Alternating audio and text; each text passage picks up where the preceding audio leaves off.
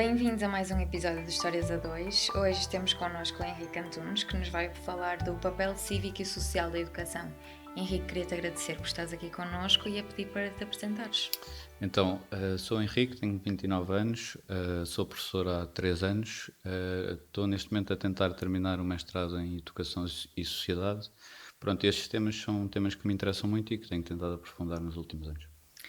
Henrique, na tua opinião, qual é o papel que a escola deve ter na educação? E, ou seja, fala-se muito, por exemplo, da ideia de os jovens deviam ser mais educados para a literacia financeira, a literacia mediática, até certos modelos que apoiam, por exemplo, ensinar determinadas tarefas domésticas no contexto escolar. O que é que tu pensas sobre isto? Pronto, essa é talvez uma das grandes questões, ou a grande questão da educação. Ahm, então, eu acho que temos que começar por pensar qual é que é realmente a ideia da educação base, não é? A educação surge como uma resposta para tentar criar uma ideia de Estado-nação, uma ideia de nação, não é? Nas várias sociedades. E nesse sentido tentou criar uma ideia de unidade, uma ideia de cultura, não é, para todos. Então, mas ao longo dos anos tem-se transformado numa coisa muito virada para talvez a questão mercantil. A escola hoje, por exemplo, prepara Para o mercado de para o trabalho. mercado de trabalho, para acederem, por exemplo, à universidade, e a universidade depois insere no mercado de trabalho, ou não insere, não é? Que é Sim. outro dos problemas. Nesse sentido, eu creio que a escola tem sido uma mistura entre a parte humanística e a parte mercantilizadora da educação, que na verdade transforma a escola numa coisa intermédia e talvez um pouco estranha. Também acho que há outra questão que se pode falar nisto da educação, porque desde cedo que há uma separação entre aquilo que é, por exemplo, a educação dos pais e a educação da escola. E quando falas de tarefas domésticas, por exemplo, nós nunca tivemos na escola portuguesa, creio, nada no sentido de a escola se responsabilizar por esses processos, não é? Sim. Tomando, por exemplo, como, como ideia de partida que os pais pura e simplesmente vão fazer esse papel com a escola. Mas há outros sistemas de ensino que não têm esta mentalidade. Por exemplo, eu num projeto de Erasmus com a escola há uns 2 anos fui à Finlândia. E a Finlândia, por exemplo, no sétimo, oitavo e nono ano tem aulas de doméstica, na verdade. Cozinhar, lavar a roupa, passar a ferro. E eu até perguntei se os rapazes aderiam tanto como as raparigas, porque é uma coisa opcional, e disseram na verdade que os rapazes aderem mais que as raparigas, que é uma coisa que E nós. achas que isso deve, por exemplo, ao facto de tocar as raparigas ser-lhes mais incutido em casa esse tipo de tarefas? Sim, talvez tenha a ver com isso, sim. Mas no nosso sistema, por exemplo, não conheço, pode existir Sim. uma outra exceção, mas não conheço Eu nenhum. realmente também não tenho ideia. Tenho ideia, por exemplo, no meu percurso escolar nós tínhamos uma cadeira em que tínhamos. Mas lá está, não sei se são consideradas tarefas domésticas, mas eu lembro que aprendi a fazer ponto cruz, a fazermos trabalhos com madeira, para sabermos trabalhar Sim, com esse sim. tipo de Sim, materiais. temos a educação visual e a educação tecnológica, não é? Tecnológica, exatamente, foi Sim, nessa. nesse sentido, sim, são trabalhos mais manuais, mas depois, se nós pensarmos na vida ativa e no que isso nos traz, eu também duvido que a escola se queira responsabilizar por isso. Ou seja, nós vivemos numa sociedade em que a escola sempre teve um papel restrito também, na verdade, não é? Aliás, a escola tem tentado evoluir no sentido de se modernizar e tentar abranger outras coisas. Por exemplo, vemos hoje em dia os miúdos cada vez mais cedo têm as atividades extracurriculares, que era uma coisa que antes era uma responsabilidade dos pais, Sim, porque se percebeu que, de facto, os miúdos não aprendem só na sala de aula, não é? sim. Há outros fatores de aprendizagem.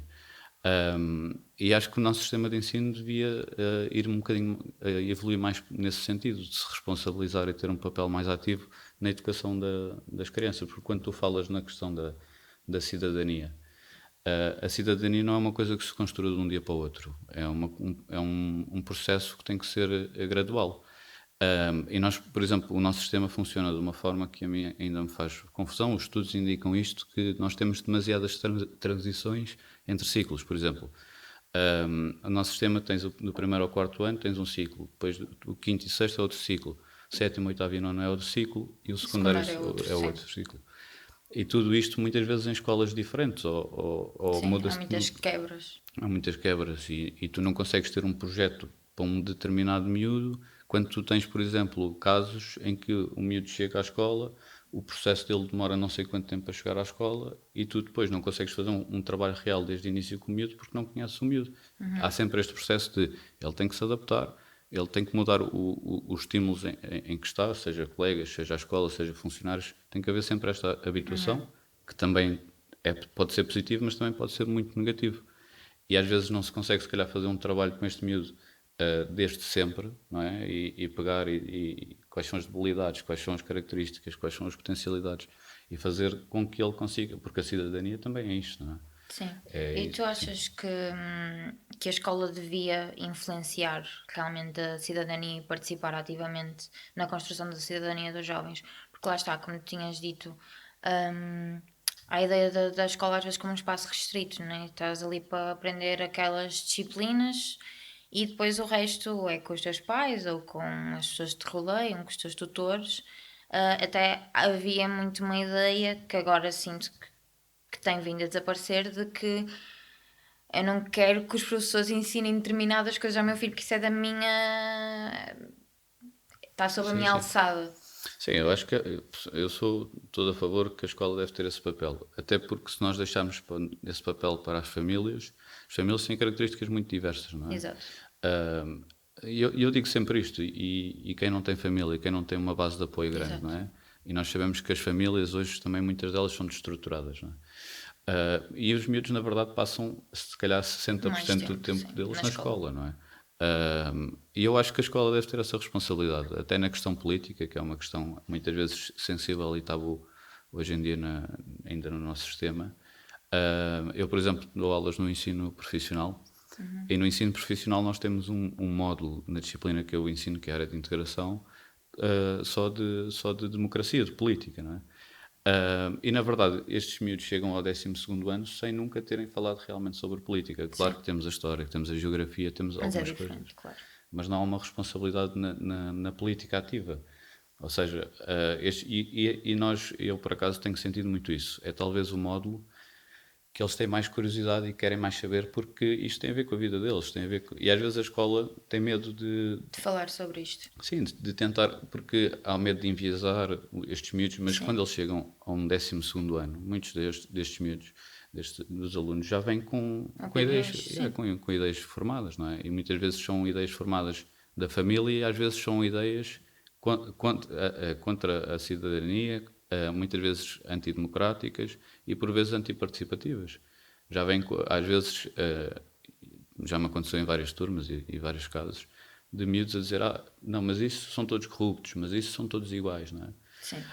Pá, eu digo-lhes, isso é conversa de café e nós se calhar Sim. temos aqui Desconstruir um algum pouquinho. tempo porque senão ficamos só nisso, isso é o mais fácil, não é? E eu percebo isso de pessoas que estão cansadas do sistema, mas de alunos de 17 anos, pá, Sim. acho que as coisas não são assim, não é? Agora falando um bocadinho de sistemas de ensino, tem-se falado recentemente do fenómeno do homeschooling, né? De ser educado em casa, que parece que está a aumentar em determinadas camadas da sociedade portuguesa, nomeadamente nas classes mais altas. Como é que tu entendes este fenómeno? Sim, olha, começar se calhar por falar da questão da pandemia, não é? O homeschooling foi uma coisa que praticamente toda a gente foi obrigada a Sim, fazer, quem tinha condições, que houve muita gente que ficou com muita coisa para trás. Olha, então, na verdade eu acho que se perde muita coisa. Eu acho que porque a escola, precisamente como estávamos a falar há pouco, não é só a aula que existe, não é? Há os intervalos, há as horas de almoço, há as convivências, há o desconforto, que eu acho que é essencial para os jovens. Um, e há todo, ou seja, há um conjunto de sociabilidades que se perdem quando eu estou em casa. Agora, acredito que estas pessoas que têm esse tipo de ensino consigam ter outras coisas um bocadinho vantajosas, como a escolha dos próprios currículos ou das próprias coisas que vão aprendendo, a adaptação e a individualização do processo, que é uma coisa que às vezes muitas vezes na escola não se não é consegue, possível, sim. até porque tu hoje nas escolas tens turmas de 30 alunos, não é? Sim. E como estavas a dizer, acaba por ser um privilégio no sentido da aprendizagem. enquanto processo de aprendizagem de matérias específicas, Sim, acredito que seja, e é um investimento das famílias que pronto, a pessoa respeita, não é? Agora, enquanto processo, por exemplo, acho que hoje vivemos muito em bolhas. Toda a gente, toda a gente tem as suas bolhas e as bolhas são muitas vezes restritas, não é?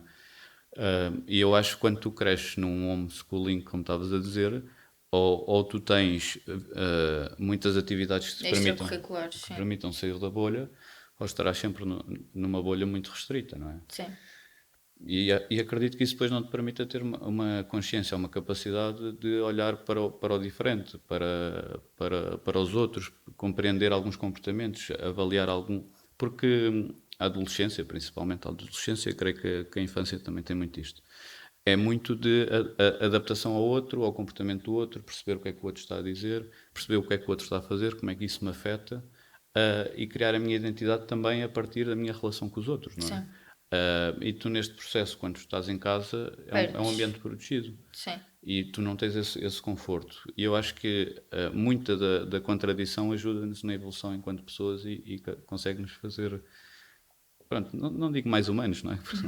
Mas conseguir ter uma consciência maior até na questão Coletiva, sim. sim, da cidadania. Em Portugal também temos aqui alguns exemplos de alternativas dentro da escola pública, como é o caso da Escola da Ponte, que é, pronto, muito emblemático por ser uma escola mais participativa, mais democrática. Como é que tu vês este tipo de alternativa? Achas que este modelo poder ser aplicado a outras, ser expandido a outras escolas públicas? Então, sim, eu gosto muito do modelo da Escola da Ponte, principalmente, mais que tudo, por ser uma escola pública, não é?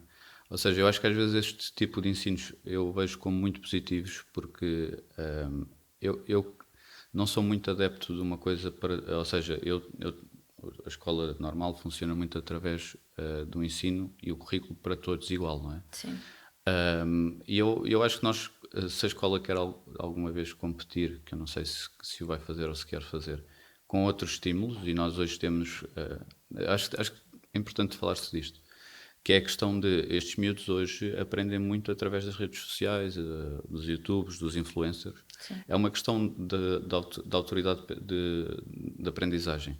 E hoje as autoridades, a escola tem perdido este espaço em termos de autoridade de aprendizagem. O que acontece hoje é que eu, por exemplo, estava a falar há pouco da política, eu vou ensinar alguma coisa e algumas das consciências políticas e democráticas que estes miúdos têm vêm muito da questão Sim.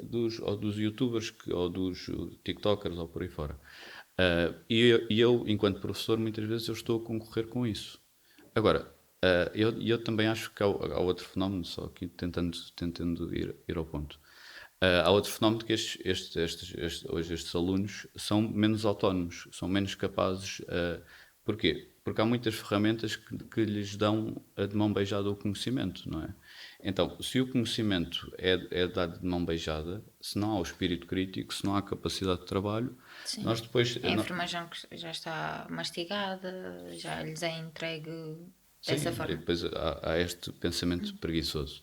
E acho que esses sistemas de ensino alternativos podem surgir nesta lógica de contrariar isso. Ou seja, eu não responsabilizar o professor por todo o processo de aprendizagem, mas ser o aluno, através da sua curiosidade, da sua capacidade de aprendizagem, de ir à procura do conhecimento.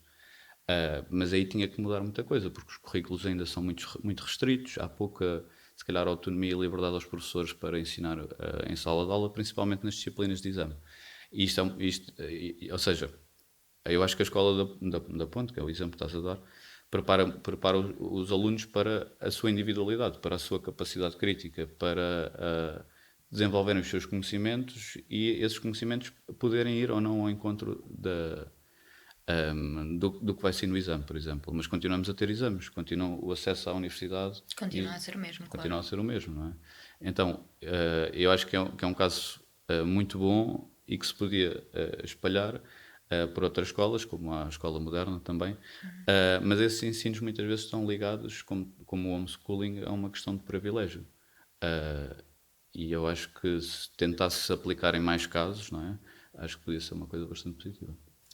Agora falando de outro, quer dizer, isto não é bem um modelo de ensino, mas é algo que é aplicado no nosso país, que é o programa TAPE, que normalmente é localizado em territórios socioeconomicamente desfavorecidos. Isto é um programa que veio tentar combater o insucesso, né, e o abandono escolar.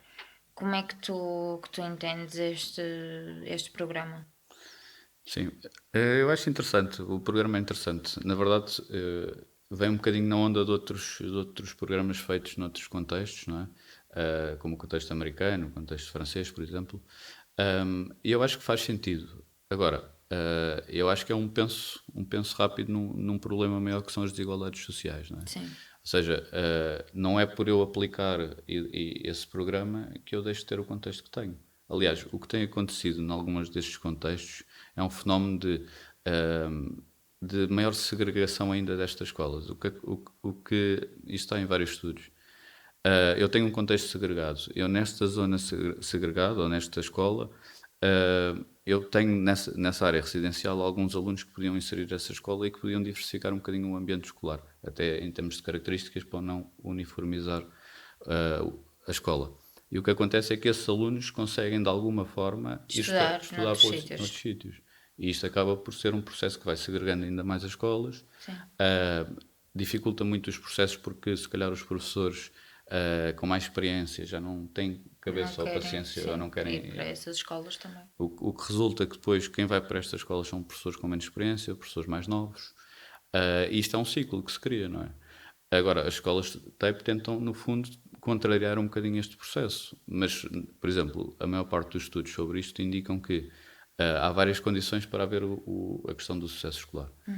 Uma das coisas, por exemplo, tem a ver com a escolaridade dos pais, outra tem a ver, por exemplo, com a expectativa dos alunos. Eu, se Sim. tenho, por exemplo, venho de uma família pobre, é normal que eu acabe, de uma forma ou de outra, por achar que o sistema mais à frente vai ser pago e eu não tenho condições para chegar àquele nível. Sim. Então a minha expectativa é, se calhar, fazer o que o meu pai fazia, e as necessidades levam a que eu tenha que trabalhar já no ensino secundário, por exemplo, quando, Sim. quando, quando faço 18 anos.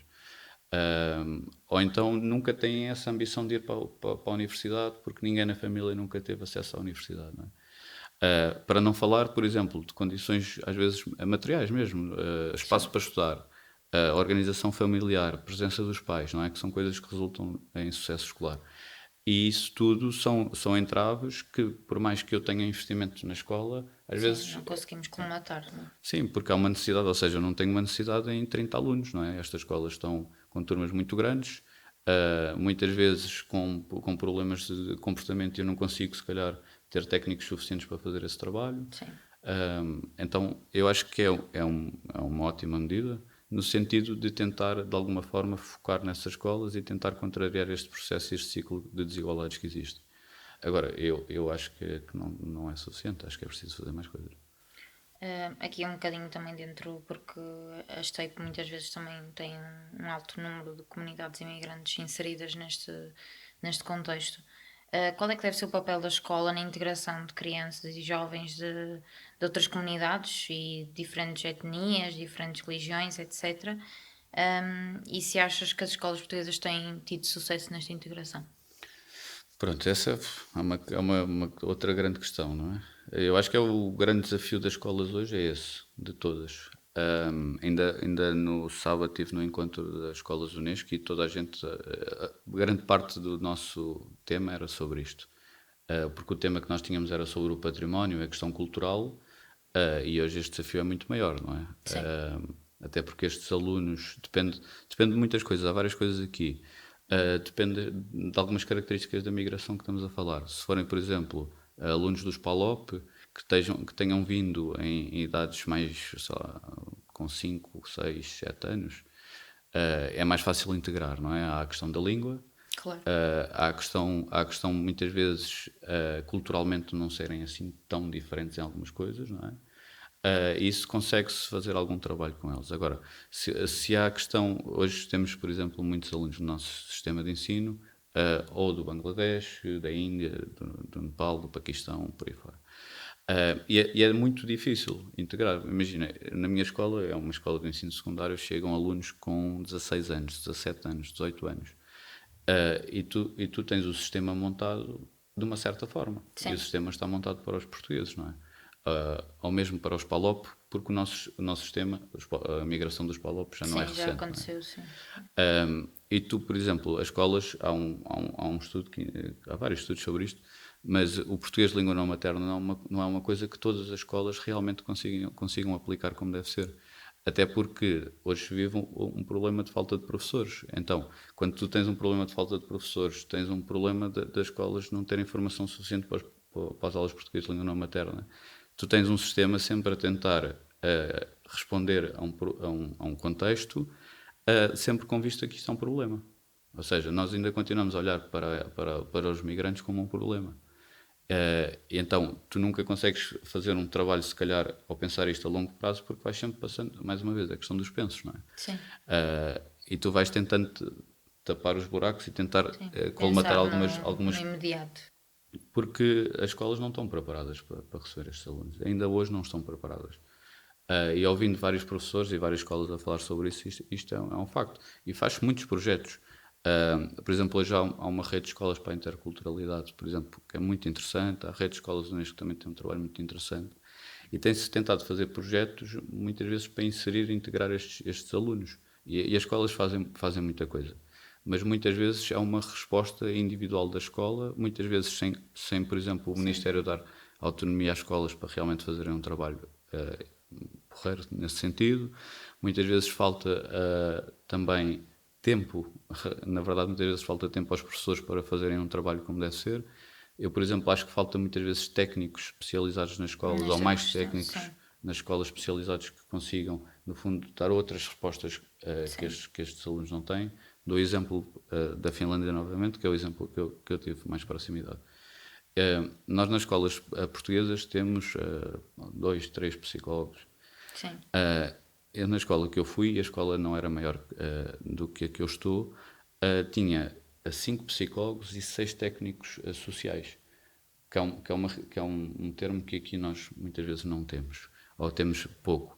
Quando tu tens este corpo além do docente, tu consegues fazer um trabalho diversificado, Sim, porque vais, se calhar, às famílias, consegues abordar a condição socioeconómica, a questão do bairro, e acredito que nós temos uma características populacionais bastante diferentes da Finlândia, não é? Então, eu acredito que tendo estes técnicos e havendo um investimento para estas pessoas estarem dentro das escolas, consegues fazer um trabalho mais diversificado. sim. Porque não podemos olhar para um aluno e para o sucesso do aluno e para o insucesso só apenas pela sala de aula, porque isso não é verdade. Exato. E isto, pronto, não sei, Não, e tentei. nessa questão há entreajuda entre os técnicos e os psicólogos e os professores e uns e outros e com os alunos, né? Dá um apoio completamente diferente do que seria. Lá está, hoje em dia a posição do professor acaba por ser sobrecarregada de uma data de coisas que se calhar não deviam ser da sua valência, né? No Sim, fundo. e só para terminar este assunto. E depois a questão é, quando tu não tens esses técnicos na escola, muitas vezes são os professores, pela sua boa vontade ou Exato. pela sua tentativa de mitigar um bocadinho estas questões, é que vão fazer o trabalho de 3 ou 4 pessoas. São psicólogos, são assistentes técnicos, são agentes de ação educativa, social, desculpa. Ou seja, o professor depois acaba por tentar e vai muito aquele extramal, não é? Para tentar dar resposta a estes problemas e isso depois sobrecarrega e nós temos um sistema em que os professores estão muito sobrecarregados, na verdade acho que é dos empregos em Portugal com mais baixas médicas, não é? Sim. Porque não sei se vocês sabem disto, mas por exemplo, os professores em Portugal têm até 22 horas letivas. E eu, em conversa com alguns amigos, às vezes digo: olha, estou a dar 22 horas de aulas por semana. 22 horas por semana é uma brutalidade.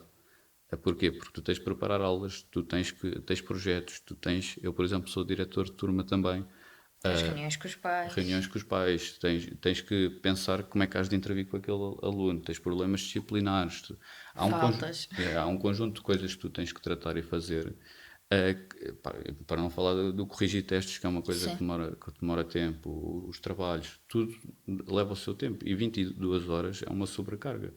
Se eu tenho 22 horas, quer dizer que eu vou ter pouco tempo para as outras coisas. E então, se calhar, é difícil eu conseguir. Eu, por exemplo, 22 horas, No outro dia estava a falar com um colega que perguntou: tens quantas turmas? 4, 5? Neste momento, por exemplo, na minha escola, isso é que é a realidade de muitas escolas, eu tenho 8 turmas. É muito aluno. Muito.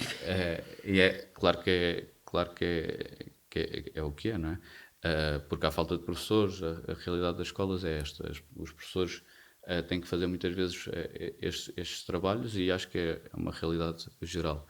E é difícil tu conseguires fazer este trabalho que eu estava a falar de mais do que de seres propriamente professor. Porque não há muito tempo para tu, ou trabalhas muito mais em casa e fazes outras coisas e perdes tempo de qualidade da Da tua tua vida, vida, claro. que não é, por exemplo, pegando só nisto, que não é muitas vezes aquilo que a nova geração, porque há uma mudança de tendência, não é? Os novos professores que estão a entrar são pessoas que querem muito mais ter tempo de lazer, não é? Há Claro. uma mudança muito grande, e eu sinto só falar disto, há uma mudança muito grande que é, os professores mais velhos é uma geração que tem aquela ideia do trabalho para a vida, não é? Sim. Então há uma coisa de missão. Os professores mais novos têm outras coisas, não é?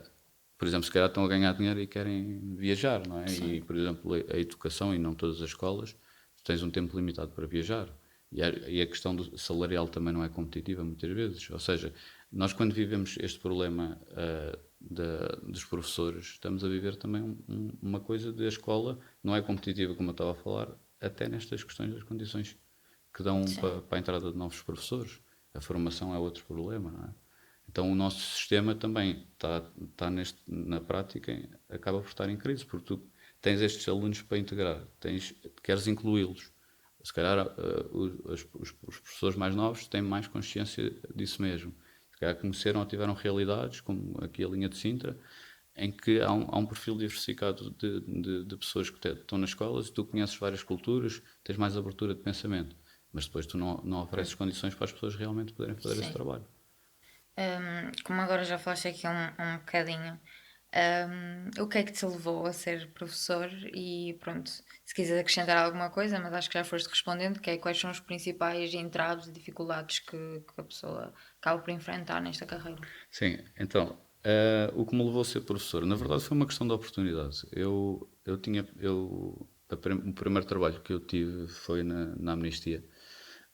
E eu basicamente falava com as pessoas na rua para tentar trazer alguma consciência, mas também que as pessoas ajudassem a organização. Uhum. E nesse trabalho eu dei por mim, ao fim de um ano e meio, a ter uma crise existencial do que é que eu queria realmente fazer na vida. Eu tinha estudado Sociologia como licenciatura. E eu percebi muitas das vezes que tu não consegues fazer um impacto muito real por uma conversa ou duas, ou uma hora, Sim, ou nem que seja várias conversas. E é uma coisa que demora tempo, a mudança de consciência, ou conseguires ter uma influência positiva em termos. Na verdade, o meu objetivo é sempre dar um bocadinho mais de capacidade crítica e liberdade de pensamento, e eu tento trazer isso para tudo na minha vida. Na verdade, eu na pandemia tive muito tempo sem trabalhar. Um, eu comecei a tirar o mestrado porque é uma área que eu, na licenciatura, foi o que eu gostei mais, foi Sociologia da Educação. E por ter esta consciência, acho que a educação é o principal meio de mudança social.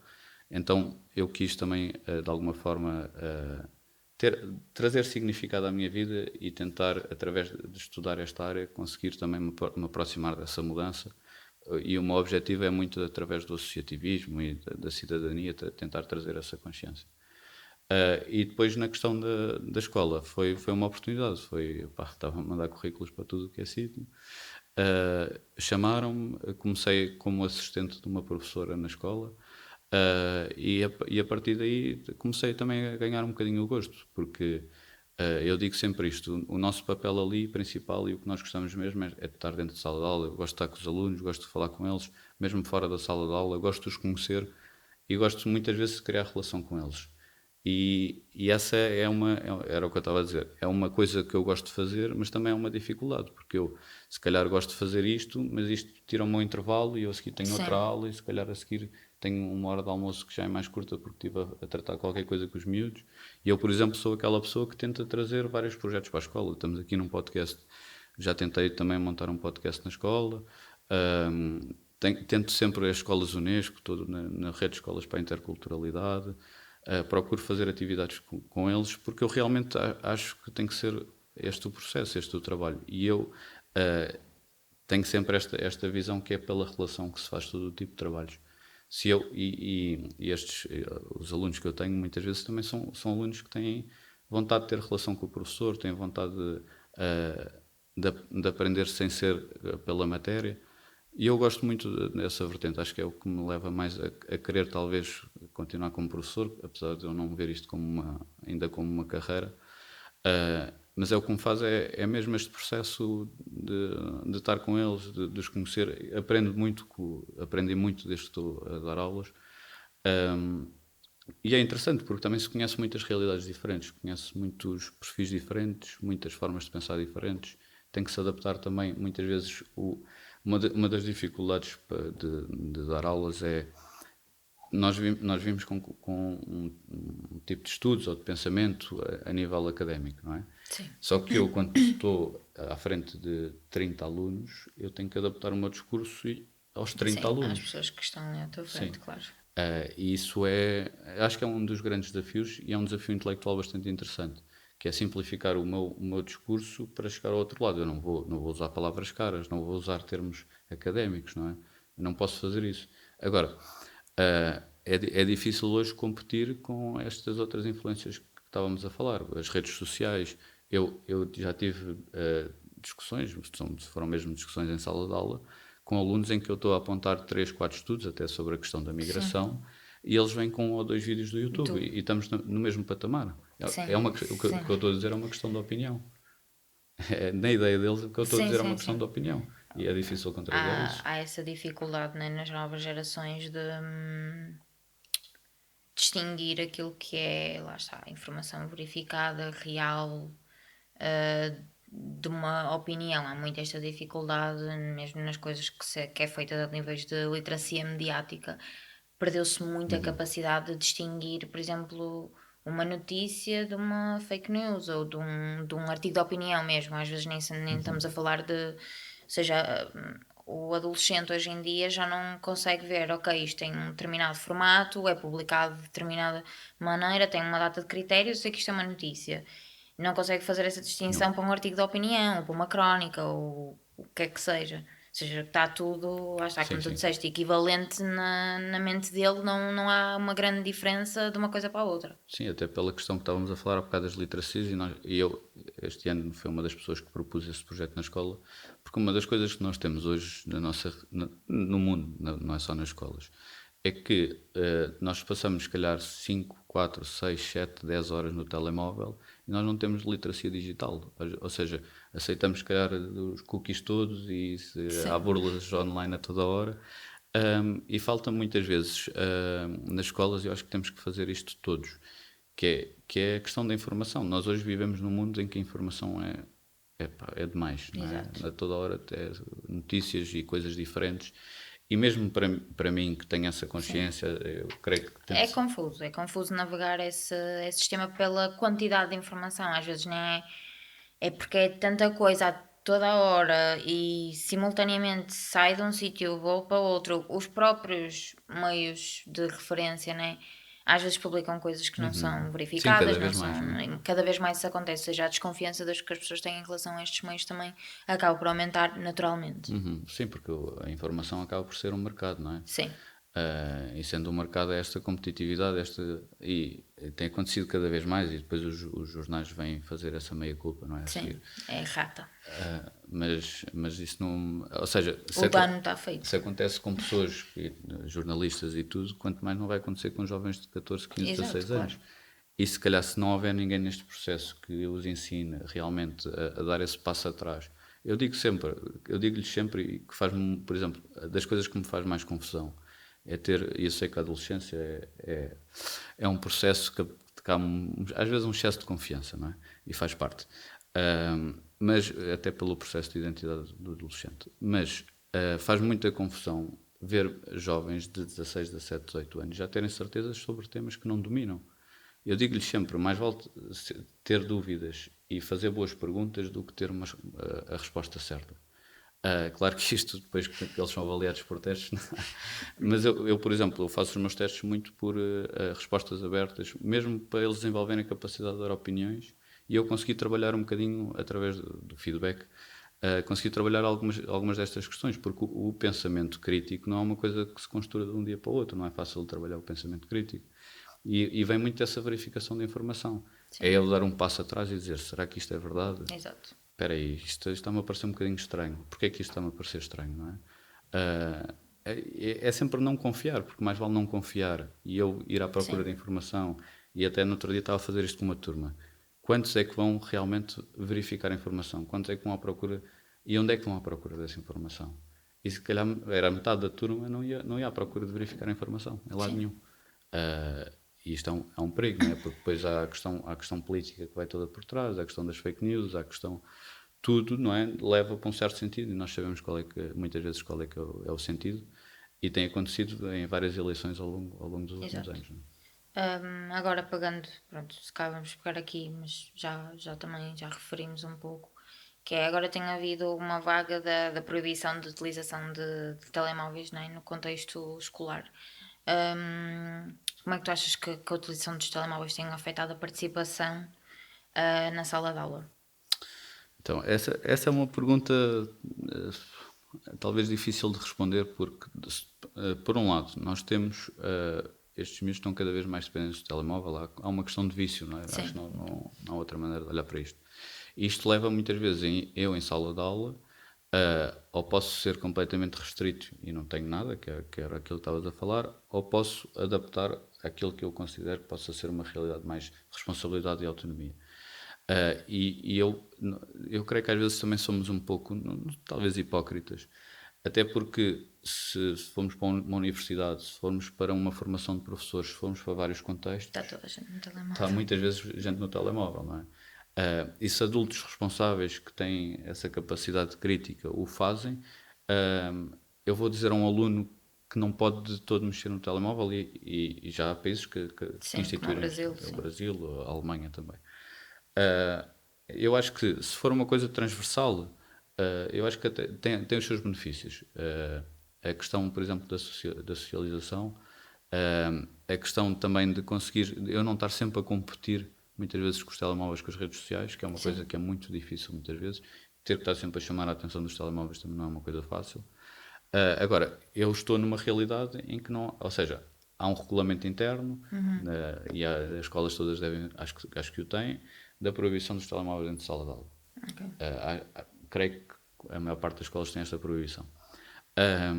E eu tenho este contexto. Agora, é difícil de aplicar este contexto, não é? Sim, Ou eu chego muitas vezes a acordos com as turmas, que é, uma coisa é eu mexer 15, 20 segundos, outra coisa é eu estar a fazer um scroll numa rede social. sim, Uma coisa é eu responder à minha mãe que estava a mandar uma mensagem urgente, outra coisa é eu estar a falar, a ouvir áudios, não é? Que são sim. coisas completamente diferentes, não é? Há limites para as coisas.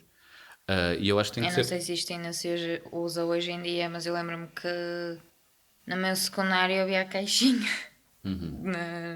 na mesa do professor e nós tínhamos que pôr lá os telemóveis no início da aula. Sim, algumas pessoas fazem. Depois tens outra coisa que é, hoje em dia a questão da propriedade e das minhas coisas acho que tem outro espaço. Primeiro, os telemóveis têm um valor ainda mais Sim, elevado, não é? Depois, a questão é, se está naquela caixinha, se acontece alguma coisa, a é responsabilidade do é minha. professor, sim. Pronto, o que não é uma coisa fácil de se gerir. Agora, eu já fiz, estava a falar dos acordos. Eu tenho uma turma que nós fomos ao Parlamento, à Casa do Parlamento, e na Casa do Parlamento há um dos momentos em que fizemos várias coisas, vimos várias coisas. Uma das coisas que nós fizemos foi um debate sobre um tema, e o tema foi o dos telemóveis. E para mim foi uma surpresa que a turma decidiu que devia proibir o telemóvel dentro da sala de aula. E eu peguei nisso e levei essa votação também para a minha aula. E a turma são 18 alunos, acho eu, ou 17, e só 4 é que disseram que queriam manter o telemóvel em sala de aula. Então, a partir desse momento, deixam na minha mesa, mas depois tem exceções, claro. Por exemplo, estão a fazer um trabalho de grupo. A escola não tem computadores para toda a gente. Não posso estar a Sim, requisitar 30 computadores porque não existem. Então, se calhar os telemóveis dão jeito nesse momento, não sim. é? Então a proibição também tem aqui algumas alíneas assim difíceis de... Porque eu acho que também há uma utilidade nos telemóveis, não há só pontos negativos. Então, nesse enquadramento, pronto, tenho assim esta opinião assim meio diversificada. E agora, para terminarmos, há muito esta ideia de que os professores nem moldam o futuro, porque moldam as gerações. O que é que tu vês quando olhas para os teus alunos? Que tipo de futuro é que achas que estás a moldar? Então, eu acho que, não, falando um bocadinho em geral, depois indo para o particular, eu acho que os professores têm perdido importância em termos sociais. Pronto, em termos de valorização económica, vê-se muito isso. Em termos de valorização social, cada vez mais os pais põem em causa O papel, o sim. papel do professor e os professores e aquilo que ensinam. As redes sociais também o fazem bastante. Ainda ao meu caso particular, eu acho que é mesmo talvez pela relação que eu crio com eles, e acho que essa relação me permite que esse trabalho não fique só, talvez, em sala de aula. Até porque hoje há mais essa facilidade, por exemplo, deles poderem me seguir nas redes sociais, e eu nas redes sociais tento sempre muito partilhar coisas na área da cidadania. E também creio que é esta coisa de, se eu tenho uma pergunta, eu não vou responder o mais básico, eu vou tentar alargar aquilo que eu estou a responder e tentar ir desenvolver esse tema. E outra coisa talvez é que, e eu digo sempre, que nós nunca, é difícil sermos especialistas sobre alguma coisa. E nós para sermos especialistas, nós temos que se calhar estar 30 ou 40 anos a estudar um tema. Um, e portanto nós temos que ser humildes perante aquilo que é o conhecimento. E eu também creio que dou muito esse espaço em sala de aula, porque tenho essa, ou seja, eu não sou o dono da razão, nem eu sou o dono do conhecimento, não é? Então eu acho que não há muitos professores que ainda o sejam assim. Então acho que eles reconhecem muitas vezes até que eu tenho essa postura diferente e tenho essa abertura, e que é uma coisa que eles gostam muito. Pronto, e o tema da minha tese de mestrado vai um bocadinho nesse sentido. É a participação em sala de aula. Sim, é a participação em sala de aula, e também do ponto de vista deles o que é que pode favorecer ou pode dificultar essa participação, porque eu considero que a abertura que há em sala de aula, essa participação também pode ser uma coisa que consiga construir uma participação ativa em termos gerais na sociedade. Porque a escola, muitas vezes, e pegando no papel do professor, o professor pode ter um papel, e o nosso sistema sempre teve este papel muito restritivo de sala de aula, Sim, não é? É a questão do mestre e do aluno. Não é? O sim, mestre está acima. Na verdade, o nosso sistema até tinha aqueles palcos, e nas escolas básicas às vezes ainda tem esses palcos.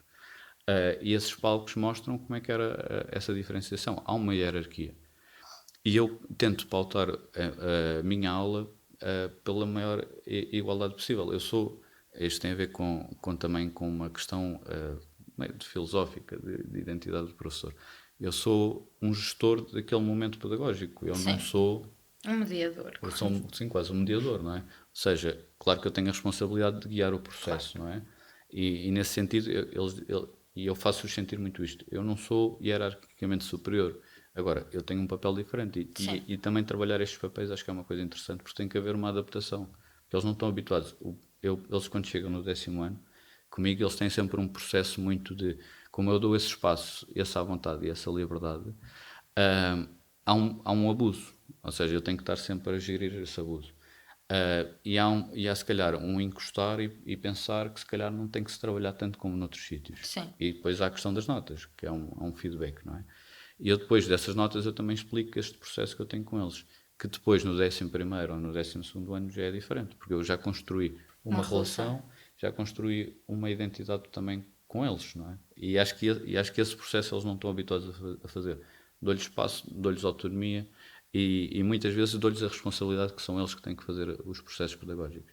E isso muitas vezes não é fácil, porque eles não estão habituados a fazer isso. Mas na vida, esta é a minha ideia, na vida eles têm que fazer isto. Vão para o mercado de trabalho, vão para a vida adulta, ninguém vai estar a dizer, olha, atenção, não fizeste isto, Sim, olha, atenção, não tem entregaste. que haver autonomia. E tem que ser da parte deles, e que se não for a escola a ensinar isto, muitas vezes os pais também não ensinam Sim. isto. Então essa é uma responsabilidade que eu considero que a escola tem que ter, e que eu tento fazer com eles. Pronto, e chegamos ao fim do nosso episódio.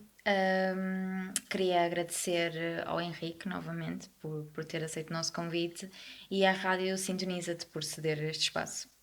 Tá, obrigado.